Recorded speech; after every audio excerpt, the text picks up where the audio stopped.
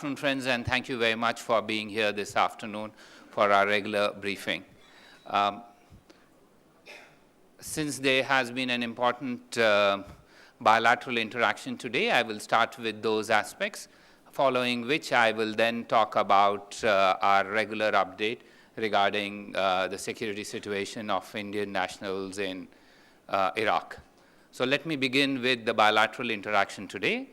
And on a day when India launched French satellite, External Affairs Minister today also received the Foreign Minister of France, Mr. Laurent Fabius. He was here at the request of the External Affairs Minister. And India and France have a bilateral strategic partnership. The 4 areas that we focus on in terms of our bilateral strategic partnership are space, civilian nuclear energy cooperation, defense, and anti-terrorism. Obviously, since today was an important day in terms of space, much of the discussion was focused on that aspect of our relationship. Those of you who follow space are perhaps aware that our relationship with France in terms of space goes back to the early 1970s. At that time, Indian satellites were being launched from using French launch vehicles. Today, it's a changed scenario. India is launching French satellites. This is the second satellite that we launched. Also, we are working with France and co-producing satellites. Those of you who are familiar with this issue are aware that previously we have co-produced with France satellites. These are SARAL and Megatropics, both related to environment and information collection regarding to one on sea and the other relating to environment. So that area of our common endeavor was a major area of discussion. In addition, of course, we discussed other aspects which I have listed out to you. If any of you are interested, I will then try and respond to those questions. Apart from bilateral aspects, when foreign ministers meet, it's normal that they discuss issues relating to regional areas of cooperation, as well as possibilities of understanding each other's view on international issues. And therefore, those elements too were discussed. In brief, if I have to sum up, the discussions were spread over about three hours or so. They were comprehensive. They touched on a variety of bilateral, regional, and international issues. Now, I can perhaps go to the situation in Iraq.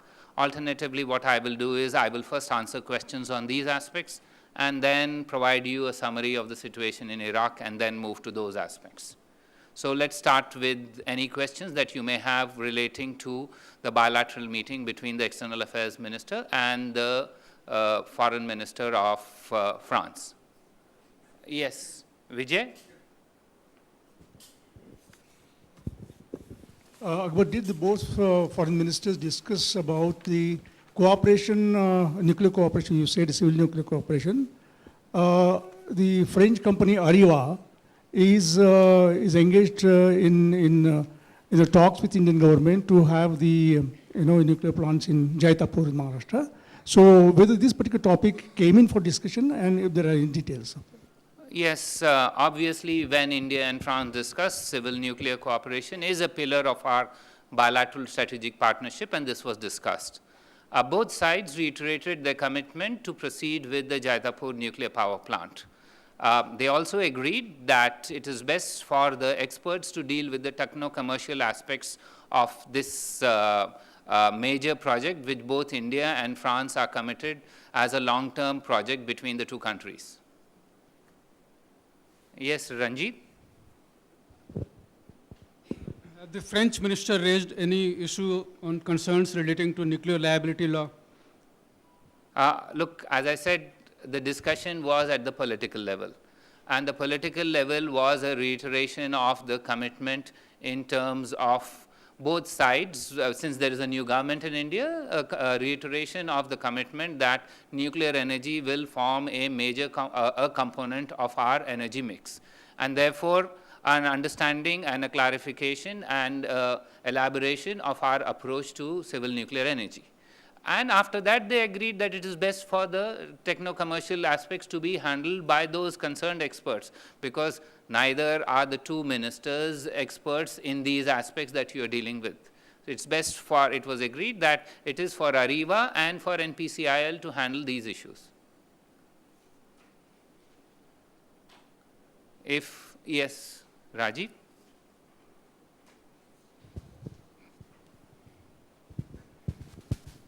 Akbar, in context of Jaitapur, did this larger policy issue of EPR technology come up specifically in the sense that not a single nuclear reactor anywhere in the world based on EPR technology is operational, not even in France? Well, I don't think this issue came up, but there are several reactors which are in the process of being built.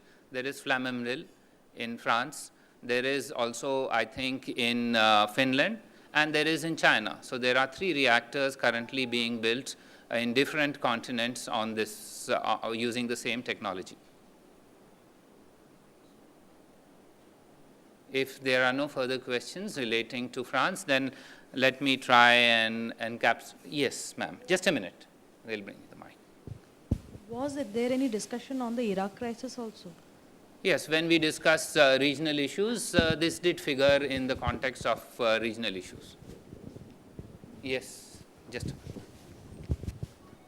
minute. Hi, sir. I'm Nandita Dagar.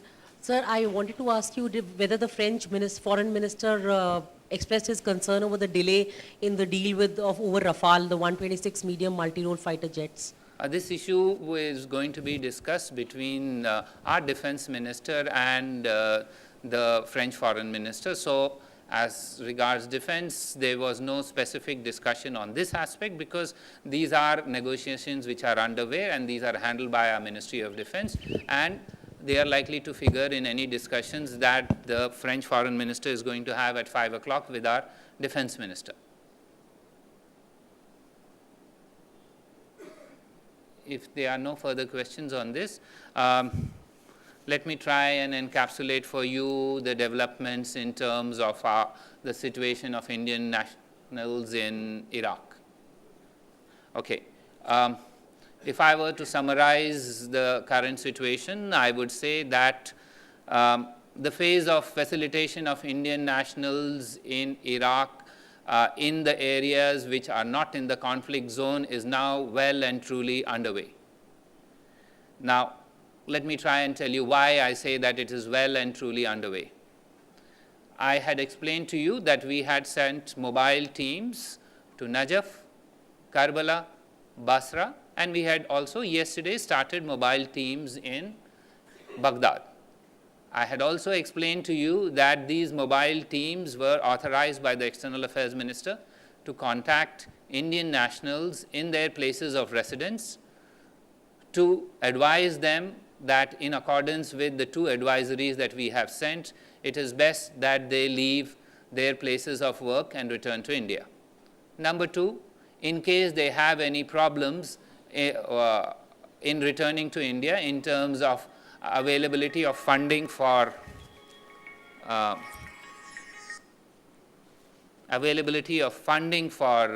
their return tickets, the government of India would bear that liability and would be willing to provide those tickets. Number 3, in case they have issues relating to a contractual or legal nature where about their visa status, for example, or else about their contractual obligations, the embassy teams will be assisting them in their discussions, A, with their sponsors, and B, with the Iraqi immigration authorities. You are also aware that India and Iraq have set up a joint committee to address all issues relating to immigration problems that may arise of Indian nationals coming there. Now, armed with these instructions, the teams have been going in Najaf, Karbala, Basra, and in Baghdad.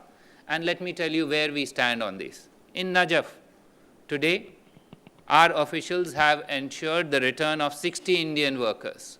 From Najaf, 60 Indian workers have left today. The papers of another 31 are being processed, and their bookings have been done. They will leave tomorrow. In addition, for day after tomorrow, we are processing ticketing and papers of another 30. So let me repeat, 60 already left, 31 for tomorrow, all papers are being processed, and 30 the day after. This is in Najaf. Let me now go to Karbala. In Karbala, 30 Indian work facilitation of 30, the departure of 30 Indian workers has taken place today. Paperwork of another 100 plus workers is in the pipeline and will be undertaken in the next 2 to 3 days. We also hope to complete paperwork of another 100 workers other than those who are going to depart in the next 3 or 4 days. So, as far as Karbala is concerned, about during the course of the next, say, 5-6 days, approximately 230. 30 have left today, 100 in the next 3-4 days, and another 100 beyond that. In Basra, as you are aware, the team in Basra is the most distant in terms of distance from the capital Baghdad. The team had reached late day before yesterday night, as well as it was reinforced only yesterday during the course of the day. Our team had gone and met a judge where there were 6 Indians serving in judicial custody. The judge, based on the applications made by the embassy team, has agreed to release them tomorrow. We would be doing their bookings, and they would leave shortly.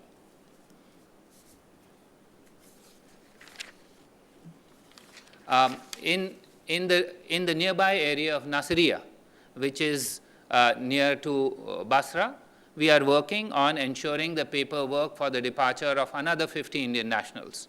So, 6 in Basra, 50 more in Nasiriyah. Now we come to Baghdad. In Baghdad, the team started working yesterday. We have now issued tickets for 12 Indian nationals to leave Baghdad. 4 of them have left today. The other 8 are likely to leave, depending on availability of tickets in the next flights in the next day or so. As I mentioned earlier, in order to speed up the departure of Indian nationals, in case they have problems about paying for their tickets, Government of India is paying those tickets. So in a sense, if I were to sum up, approximately more than 600 Indian nationals will be facilitated for the departure of more than 600 Indian nationals will be facilitated during the course of this week. We are continuing to work on paperwork. We are continuing to work on ticketing. We are continuing to work with the employers to work out solutions for those who may have problems. That's all I have right now. If any of you would like to ask me specific questions, I am willing to answer those. Yes, just a minute. Sir, ये जो आपने 600 लोगों के बताए अलग अलग जगह से आ रहे हैं, ये सारे वर्कर्स ही हैं, और क्या इन्होंने खुद इंडियन एम्बेसी को अप्रोच किया है कि हम इराक से निकलना चाहते हैं किसी कारण से, और जो दूसरे रेगुलर फ्लाइट्स में और भी लोग वहाँ से आ रहे हैं क्या sir? Beside this 600, those are in 5-6 days will coming. पहले बात मैंने ठीक से शायद मैंने नहीं बताया, ये हम एक प्रोएक्टिव अप्रोच स्टार्ट किए हैं. इस प्रोएक्टिव अप्रोच में हमारे डिप्लोमेट्स खुद जाकर वर्कर्स से मिल रहे हैं और खुद जाकर उनसे कह रहे हैं कि हमारा असेसमेंट है एडवाइजरी के मुताबिक कि अभी सिचुएशन ठीक है, आप यहाँ से चले जाएं. तो on that basis they are leaving. Number 2, all are leaving by commercial flights. That's why I said we are in a facilitation phase. मैंने कोई और शब्द नहीं यूज़ किया जैसे कि कुछ और लोग यूज़ कर रहे हैं. मैं 3 दिन से बस यही शब्द यूज़ कर रहा हूँ, फैसिलिटेशन फेज़. फैसिलिटेशन फेज़ का मतलब ये होता है कि हम लोगों को समझाएं, उनको कहें कि अगर आपको कोई मुश्किलें हैं तो हम उन मुश्किलों को दूर करने के लिए तैयार हैं. अगर कोई टिकट का प्रॉब्लम है तो टिकट देने के लिए तैयार हैं. अभी तक ये 3 एयरपोर्ट्स यानी कि बगदाद, बसरा, नजफ़ और करबला, इन जगह से फ़्लाइट्स चल रहे हैं. So ऐसे कोई ज़रूरत नहीं है कि we turn to additional facilities. However, as I have told you previously, all our national assets stand ready to assist should they be required. But at this stage, we are working through available means. Those means, if they are not adequate, if we require other national assets, we will not hesitate to use them as and when required. Yes, Ashish? So the French foreign minister just a short while back I has- just answered all questions on France. No, sir, Please. it's about Iraq. I already answered that question. Yes. Sir, my question is something different. Yes. So the fact that there were news reports that ISIL has, announced a separate Islamic caliphate as in the areas under their control. Yes. So my question is about those 39 Indians. Now, whom do you contact, sir? The Iraqi government? How do you secure their release, because they have announced their own caliph?